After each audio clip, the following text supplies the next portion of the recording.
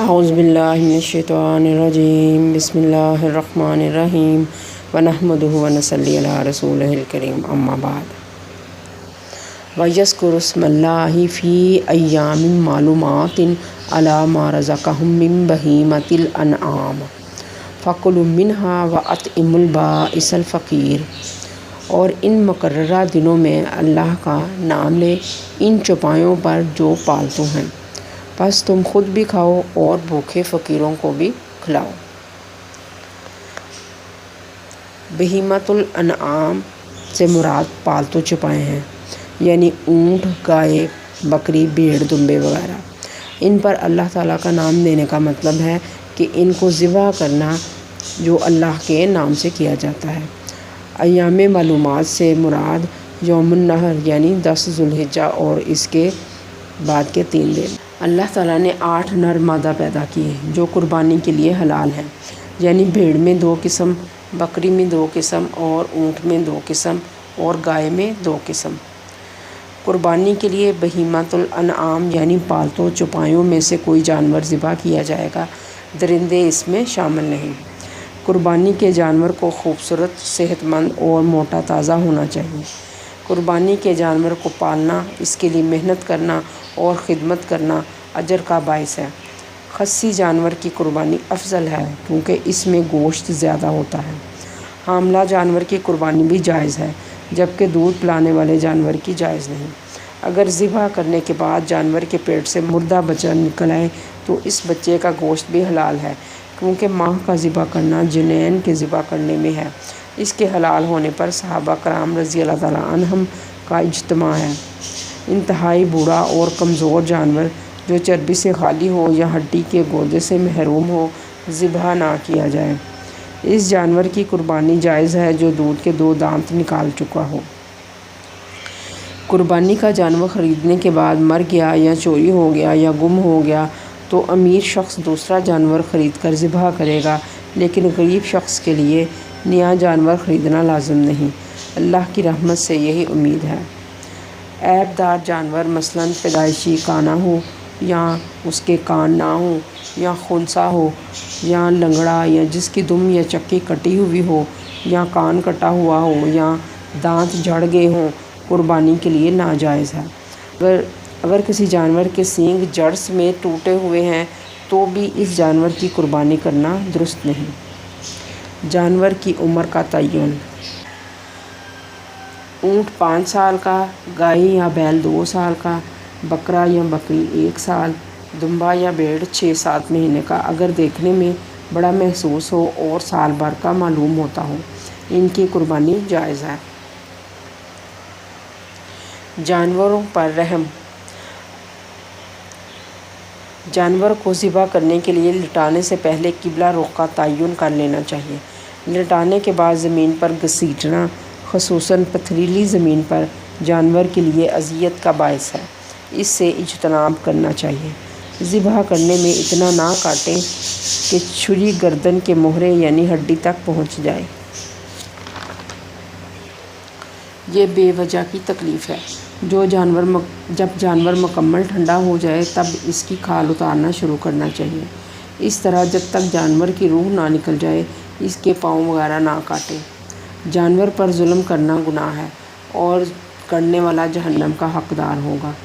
قربانی کا جانور اپنے ہاتھ سے ذبح کرنا افضل ہے اور قربانی کی جگہ پر حاضر رہنا بھی افضل ہے، لیکن صرف مزہ لینے کے لیے ذبح ہونے والے جانور کے گرد گھیرا ڈالنا یا اس کے چلانے یا سے لطف اندوز ہونا یا کہکہے لگانا سراسر حماقت ہے۔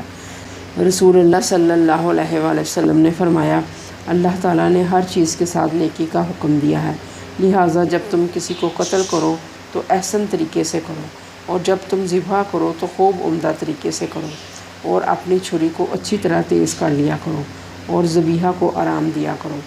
صحیح مسلم حدیث نمبر 1080۔ قربانی سے پہلے جانور کو چارہ اور پانی دیں، اسے بھوکا پیاسا نہ رکھیں۔ ایک جانور کے سامنے دوسرے جانور کو ذبح نہ کریں۔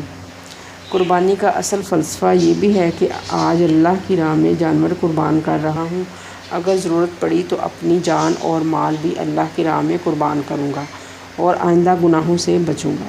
اپنے نفس امارہ کو بھی ذبح کروں گا جو برائیوں پر اکساتا ہے۔ مسلمان کی نیت اس کے عمل سے بہتر ہے۔ اچھی نیت بندے کو جنت میں داخل کر دیتی ہے۔ ایسے ممالک جہاں مسلمان اقلیت میں ہیں اور قربانی کا بندوبست نہیں کر سکتے، یا حکومتی رکاوٹوں کی وجہ سے ممکن نہیں، یا خود بیمار ہوں، کہ ایسے لوگ اپنے ملک میں یا کسی دوسرے ملک میں کسی قابل اعتماد فرد یا ادارے کو وکیل بنا کر قربانی کا فریضہ ادا کر سکتے ہیں۔ مالدار شخص میں اگر استطاعت ہو تو وہ جتنے جانور قربان کرنا چاہے اسے اجازت ہے، لیکن مقصد رضائے الہی ہونا چاہیے، ریاکاری نہیں۔ حتی الامکان کوشش کرنی چاہیے کہ قربانی خود کریں، لیکن اگر جانور قربان کرنا نہ آتا ہو تو پہلے کسی فرد سے اس کی تربیت لیں، پھر کوشش کریں۔ چھری چلانے سے پہلے سورۃ الانعام کی آیت 79 اور 162 اور 63 کا پڑھنا مسنون ہے۔ چھری چلاتے وقت اللہم لک و منک بسم اللہ اللہ اکبر پڑھیں۔ اگر یہ دعا نہ آتی ہو تو بسم اللہ اللہ اکبر پڑھ لیں۔ اگر کسی دوسرے شخص سے اپنی قربانی کروائی اور خود اپنا ہاتھ بھی چھری پر رکھ دیا تو دونوں اشخاص پر تکبیر پڑھنا واجب ہے۔ اگر ایک نے جان بوجھ کر چھوڑ دی تو جانور حلال نہ ہوا۔ ذبح کے وقت جانور کی 4 رگیں کاٹی جاتی ہیں۔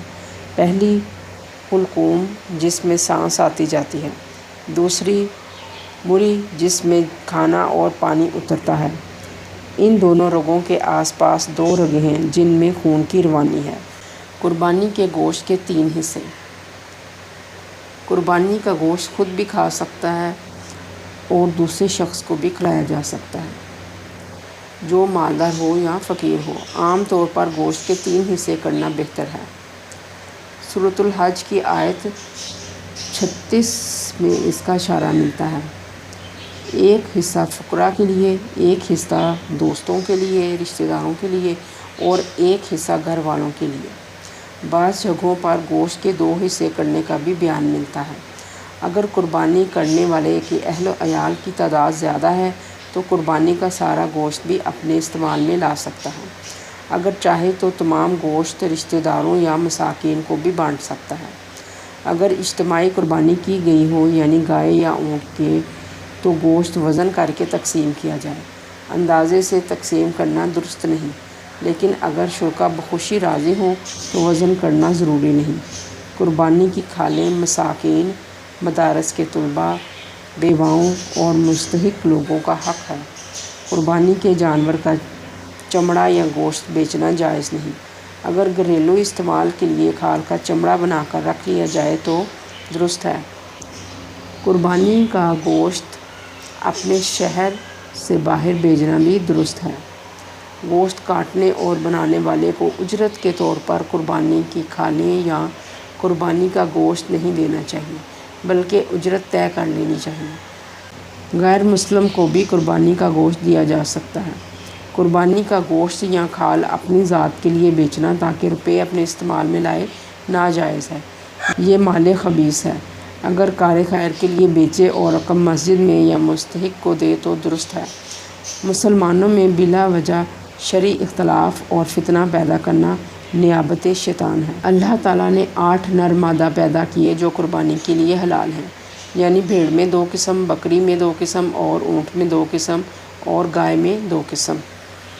حلال جانور کے تمام اجزاء حلال ہیں اور کھانا درست ہے، مگر چند ممنوع یا مکروہ ہیں۔ مثلاً خون۔ ذبح کے وقت جو خون نکلتا ہے یہ ناپاک اور حرام ہے۔ ذبح کے بعد جو خون گوشت میں رہ جاتا ہے وہ حرام نہیں۔ مثلاً دل کے اندر، کلیجی یا تیلی میں موجود خون ممنوع ہے۔ پکانے سے پہلے اسے دھو لینا چاہیے، جو موجود رہ جائے وہ حلال ہے۔ گردن، چانپ اور کمر کے گوشت میں موجود حرام مغز کو پکانے سے پہلے نکال دینا چاہیے۔ یہ نکالنا مشکل ہے، اس لیے اسے کھاتے وقت نکال دیں۔ گردن، حلق یا چربی میں سرخ یا مٹیالے رنگ کی گدودیں بھی گوشت سے نکال دینا چاہیے۔ کپورے اور اوجری کا کھانا مکروہ تحریمی ہے۔ ذبح کے وقت نکلا ہوا خون نجس اور ناپاک ہے، اس لیے اس خون کو جسم اور لباس سے صاف کرنے کا اہتمام جلد سے جلد کر لینا چاہیے۔ قربانی کا جانور ذبح کرنے کے بعد اللہ کے حضور دعا کرنی چاہیے کہ اللہ سبحانہ تعالیٰ ہماری قربانی کو قبولیت کا شرف عطا فرمائے، آمین۔ سبحانک اللہم و بحمدک اشہد ان لا الہ الا انت استغفرک و اتوب الیک۔